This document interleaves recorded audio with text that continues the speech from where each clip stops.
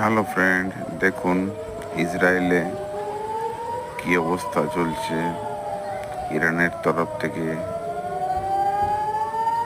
যুদ্ধের আহ্বান দেওয়া হয়েছে এবং সেখানে লাগাতার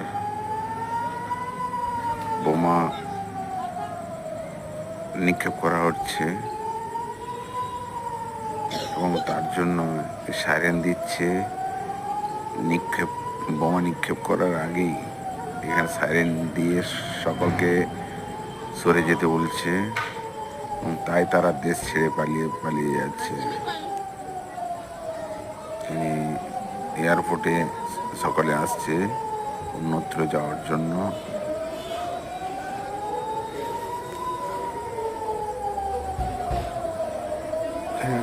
মানুষের জীবনে কোনো মূল্য নেই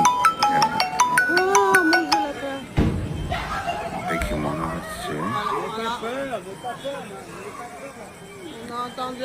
মানুষ খুবই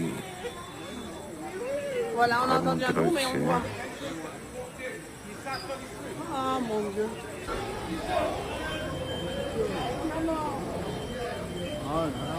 Siz en place là?